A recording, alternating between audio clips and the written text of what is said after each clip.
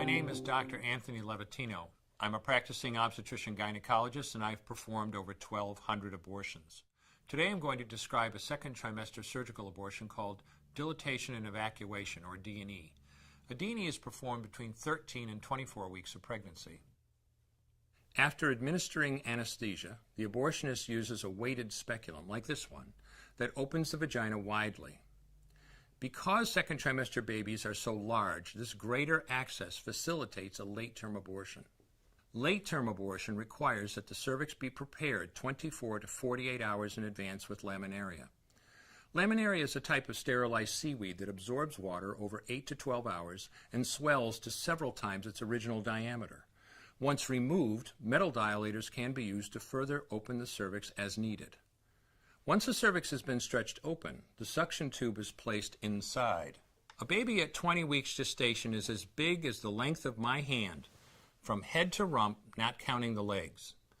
The suction machine is turned on, and pale yellow amniotic fluid surrounding the baby is suctioned out through the catheters.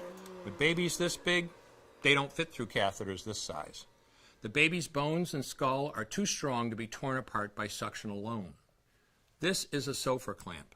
A Sofer clamp is made of stainless steel. It's about 13 inches long. The business end is about 2.5 inches long and 1/2 inch wide, and there are rows of sharp teeth.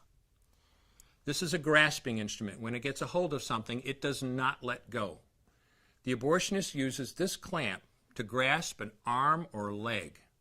Once he has a firm grip, the abortionist pulls hard in order to tear the limb from the baby's body. One by one, the rest of the limbs are removed, along with the intestines, the spine, and the heart and lungs. Usually the most difficult part of the procedure is extracting the baby's head, which is about the size of a large plum at 20 weeks. The head is grasped and crushed. The abortionist knows he has crushed the skull when a white substance comes out of the cervix. This was the baby's brains. The abortionist then removes skull pieces. He removes the placenta and any leftover parts of the baby with a curette, scraping the lining of the uterus for any remaining tissue.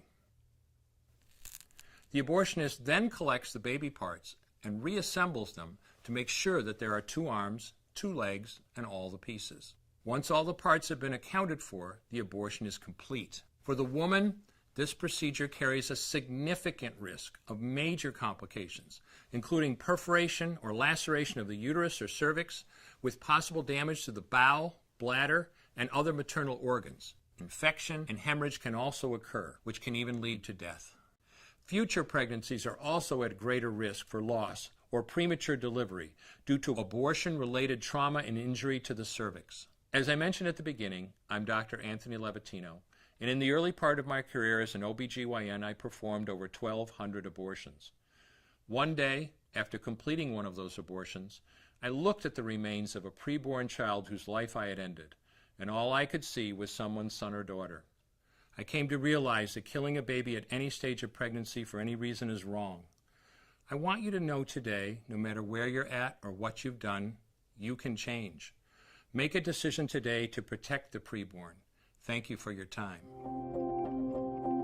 I will no longer do any more abortions.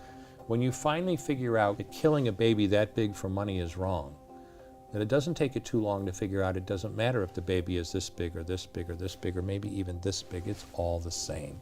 And I haven't done any since then, and I never will.